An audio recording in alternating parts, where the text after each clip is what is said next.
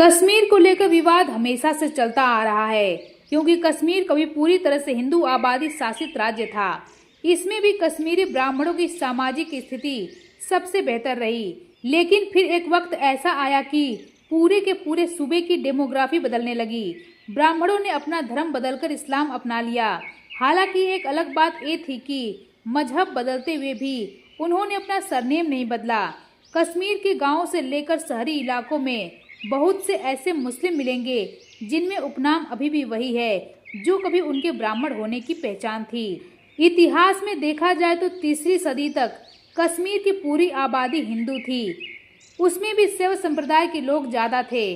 वे शिव को मानते थे। इसमें भी कई वर्ग थे, जिसमें कश्मीरी ब्राह्मण सबसे ऊपर रहे, चाहे वो पढ़ाई लिखाई हो या फिर गीत संगीत हो। बाद में सम्राट अशोक के बाद यहाँ बौद्ध धर्म को मानने वाले भी बढ़ने लगे। कश्मीर में कई स्तूप बनवाए गए, लेकिन तब भी वहाँ मौजूद अधिकतर आबादी हिंदू ही रही। कश्मीरी ब्राह्मण कल्हड़ ने राजतरंगिणी नामक एक ग्रंथ लिखा था। संस्कृत में लिखी पुस्तक में प्राचीन राजाओं के समय का पूरा ब्यौरा मिलता है। कल्हड़ के ग्रंथ में बौद्ध धर्म का भी जिक्र मिलता है। फिर इस्लाम यहाँ कब आया?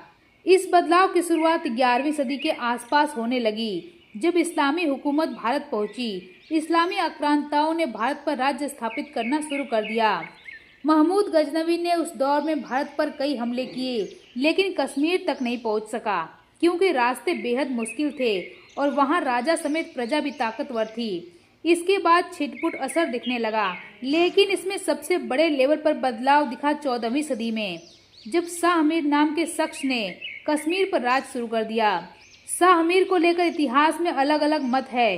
कोई उसे तुर्क मूल का मानता है तो कोई उसे अफगान शासक। एक बड़ा तबका दावा करता है कि शाह मीर का जन्म कश्मीर में ही एक ब्राह्मण परिवार में हुआ था।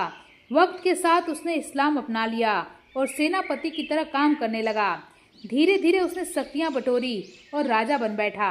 शाह मीर ने घाटी में शाह मीर वंश की नींव रखी, जो कश्मीर का शाही परिवार बन गया। यह पहला मुस्लिम राजवंश था जो वहां राज कर रहा था, लेकिन कहीं न कहीं इसमें नरमी थी। लेकिन सदी खत्म होते होते शाह मीर के वंशज सिकंदर ने सत्ता संभाल ली।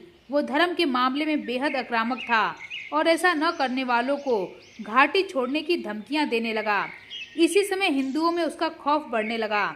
उसके दौर में चरमपंथ इतना ज्यादा था कि उसे सिकंदर बुतसिकन कहा जाने लगा। बुतसिकन का मतलब है बुत यानी कि मूर्तियां तोड़ने वाला।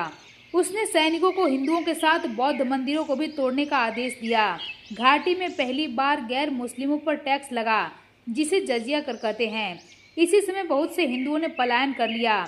वे हिमालय की ओर जम्मू या कांगड़ा जैसे इलाकों में चले गए।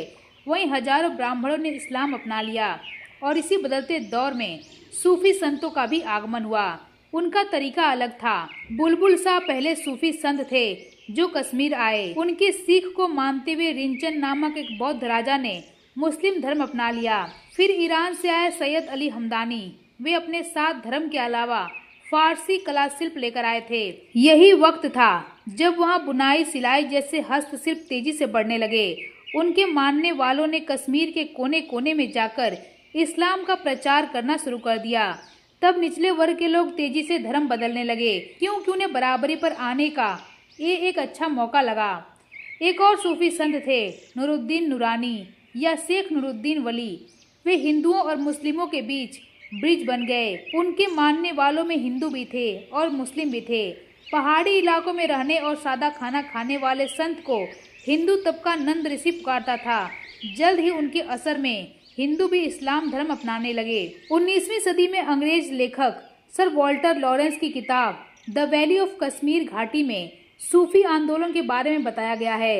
लॉरेंस ने डिटेल में लिखा है कि शाह मीर वंश की कट्टरता से ज्यादा धर्मांतरण में सूफी संतों जैसे सैयद अली हमदानी और नूरुद्दीन नूरानी का हाथ रहा। इसमें कट्टरता कम, लेकिन गीत संगीत ज्यादा था। इस्लाम का कश्मीरी रूप इसलिए थोड़ा अलग किस्म का सूफी इस्लाम बन गया। इसमें ब्राह्मण अपना धर्म तो बदलते रहे, लेकिन अपना उपनाम बदलने को राजी नहीं थे।